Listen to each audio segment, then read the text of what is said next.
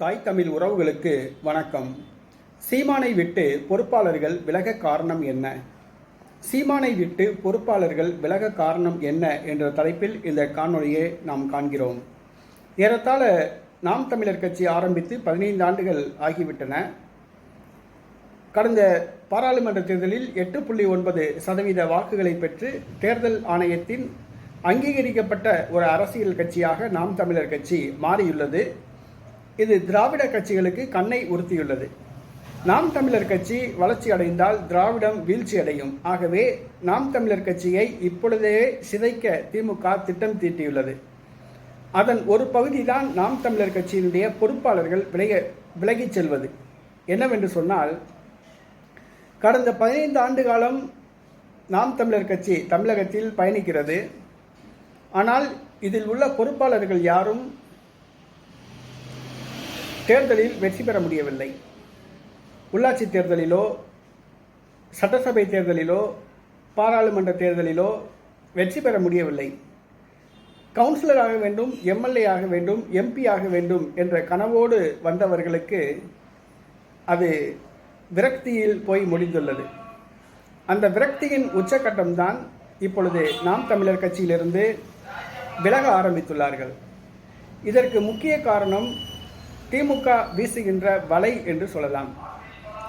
விரைவில் உள்ளாட்சி தேர்தல் நடைபெற உள்ள உள்ளாட்சி தேர்தலில் நாம் தமிழர் கட்சி நிர்வாகிகள் விலகி திமுகவுக்கு வந்தால் அவர்களுக்கு தேர்தலில் போட்டியிட வாய்ப்பு வழங்கப்படும் என்று திமுக சார்பில் வாக்குறுதி கொடுக்கப்பட்டுள்ளது. பாரதிய ஜனதா கட்சி சார்பிலும் வாக்குறுதி கொடுக்கப்பட்டுள்ளது.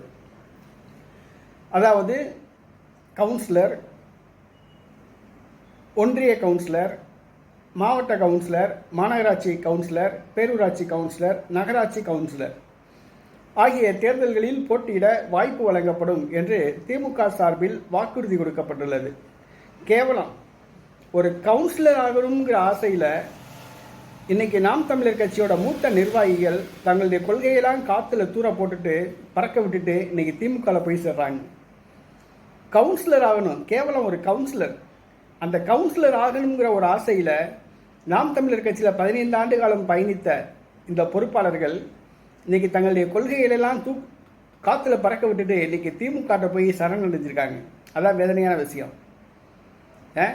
நாம் தமிழர் கட்சியில் இருந்தால் கவுன்சிலர் ஆக முடியாது, எம்எல்ஏ ஆக முடியாது, எம்பி ஆக முடியாது. நீ கவுன்சிலராக என்ன சாதிக்க போகிற? ஒரு கவுன்சிலர் 10ஓட 1 11, 100ல் 1 101, அவ்வளோதான். அங்கே போனால் உனக்கு மதிக்க போகிறானா? கவுன்சிலர் சீட்டு கொடுத்தா ஜெயிச்சிருவியா? ஒரு தடவை ஜெயிப்ப, அடுத்த தடவை உன்னால் ஜெயிக்க முடியுமா? மக்கள் நம்பிக்கை பெற முடியுமா? இதெல்லாம் அவங்களுக்கு தேவையில்லை. எப்படியாவது ஒரு தடவை கவுன்சிலர் ஆகிடலாம், நம்ம சம்பாதிக்கலாம் அப்படிங்கிற ஒரு ஆசை அவங்களுக்குள்ள வந்துச்சு. திமுக போட்ட விலையில் அவங்க சிக்கிட்டாங்க. அடுத்ததா திமுக அவங்களுக்கு ஒரு வாக்குறுதி கொடுத்துள்ளது. என்ன சொன்னால், நாம் தமிழர் கட்சியிலேருந்து நிர்வாகிகள் வந்தால் உங்களுக்கு நாங்கள் கான்ட்ராக்ட் கொடுப்போம் அப்படிங்கிறாங்க. என்ன கான்ட்ராக்ட் கொடுப்போம் அப்படின்னு சொல்லியிருக்காங்கன்னா, வெள்ளை அடிக்கிற கான்ட்ராக்ட் கொடுப்போம் அப்படின்னு இருக்காங்க. அதாவது பள்ளிக்கூடங்களில் வெள்ளை அடிக்கிற கான்ட்ராக்ட் உங்களுக்கு கொடுப்போம் அப்படின்றாங்க. இந்த கான்ட்ராக்டுக்கு ஆசைப்பட்டு தான் ஒருத்தர் போனாப்புல, ராஜீவ் காந்தின்னு ஒருத்தர் போயிருக்காப்புல நாம் தமிழர் கட்சியிலேருந்து திமுகவுக்கு. இப்போ அவருக்கு வெள்ளை அடிக்கிற கான்ட்ராக்ட் கொடுத்துருக்காங்க ராமநாதபுரம் மாவட்டத்தில். இப்போ ராமநாதபுரம் மாவட்டத்தில் இருக்க பள்ளிக்கூடத்தில் பூரா அவர் வெள்ளை அடித்து பணம் சம்பாதிச்சுட்டு இருக்காப்புல. அந்த மாதிரி கான்ட்ராக்ட் கொடுப்போம் அப்படின்னு இருக்காங்க. அடுத்தது கழிப்பறைகள், கக்கூஸ் கட்டுறக்கூடிய கான்ட்ராக்ட் தருவோம் அப்படின்னு இருக்காங்க. கேவலம் வெள்ளை அடிக்கிற கான்ட்ராக்ட் தரேன் இருக்கான், கக்கூஸ் கட்டுற கான்ட்ராக்ட் தரேன் இருக்கான். இதுக்கு போய் ஆசைப்பட்டு இன்னைக்கு நாம் தமிழர் கட்சியுடைய கொள்கைகள், தமிழ் தேசிய கொள்கைகளெல்லாம் காற்றுல பறக்க விட்டுட்டு இன்னைக்கு நாம் தமிழர் கட்சியினுடைய பொறுப்பாளர்கள் இவங்க போய் சேர்ந்துருக்காங்க. யார்? திருச்சி பிரபாகரன், அப்புறம் நிறைய பேர் இன்னைக்கு நாம் தமிழர் கட்சியினுடைய மூத்த நிர்வாகிகள் விலகி போகிறாங்க. இந்த போகிறவங்க ஏதாவது ஒரு காரணம் சொல்லிட்டு போகணும்ல, அதனால் போகிற போக்கில் அப்படி காற்றுல தூத்திட்டு போகிற மாதிரி ஏதோ ஒன்று சொல்லிட்டு போகிறாங்க. சீமான் வீட்டில் இத்தனை பேர் வேலை பார்க்குறாங்க, அத்தனை பேர் வேலை பார்க்குறாங்க. எத்தனை பேர் வேலை பார்த்தா உனக்கு என்னையா? எத்தனை பேர் வேலை பார்த்தா உனக்கு என்ன? திமுக தலைவர் மு.க. ஸ்டாலின் வீட்டில் 100 பேர் வேலை பார்க்குறான். ஒரு ஷிஃப்ட்டுக்கு 30 பேர், 100 பேர் வேலை பார்க்குறான். எடப்பாடி பழனிசாமி வீட்டில் 70 பேர் 80 பேர் வேலை பார்க்குறாங்க. ஒன்றுமே இல்லை. திருமாவளவனுக்கு 50 பேர் வேலை பார்க்குறாங்க. வேலைக்காரவங்க 50 வேலைக்காரவங்க 3 ஷிஃப்ட் போட்டிருக்காங்க. கார் டிரைவர், டீ வாங்கி கொடுக்கறது, சாப்பாடு வாங்கி கொடுக்கறது, அவர் குளிக்க வைக்கிறது, எல்லா வேலையும் பார்த்துக்கிறதுக்கு ஒரு ஷிஃப்ட்டுக்கு ஆள் போட்டு 3 ஷிஃப்ட்டுக்கு 50 பேர் வேலைக்காரங்க இருக்காங்க. திருமாவளவன் ஒரு தனி மனிதருக்கு. இன்றைக்கி சீமான் அவங்க வீட்டில் வந்து 13 பேர் வேலை பார்க்குறாங்க, 15 பேர் வேலை பார்க்குறாங்க. ஒரு தலைவராக இருக்கவங்களுக்கு வந்து வீட்டில் வேலைக்கு ஆள் தேவைப்படதான் செய்யும்.